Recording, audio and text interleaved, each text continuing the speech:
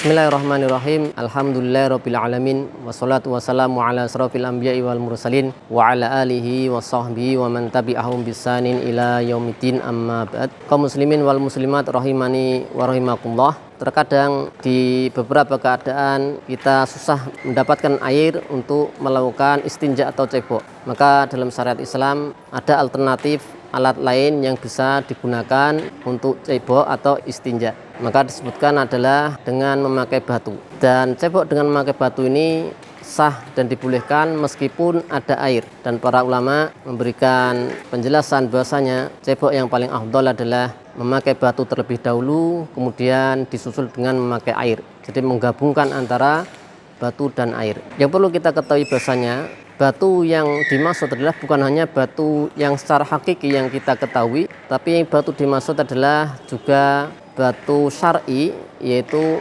benda-benda lain yang dihukumi seperti batu. Kalau ada benda-benda lain yang terpenuhi syarat yang telah ditetapkan, maka bisa digunakan untuk cebok. Syarat yang pertama adalah benda tersebut adalah padat dan kering, sehingga kalau bendanya adalah cair, misalkan adalah benda-benda cairan, ada air mawar atau cuka ataupun yang lainnya, maka tidak bisa digunakan. Dan harus benda yang padat.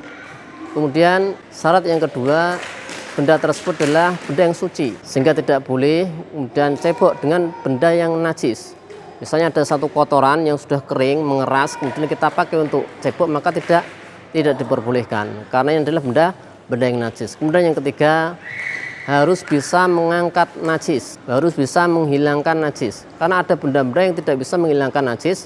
Najisnya ketika disentuhkan, diambil tidak terangkat, misalnya adalah semacam plastik ataupun kaca atau benda-benda licin yang lain, maka ini tidak bisa digunakan. Kemudian yang keempat, syaratnya adalah bukan benda yang dimuliakan.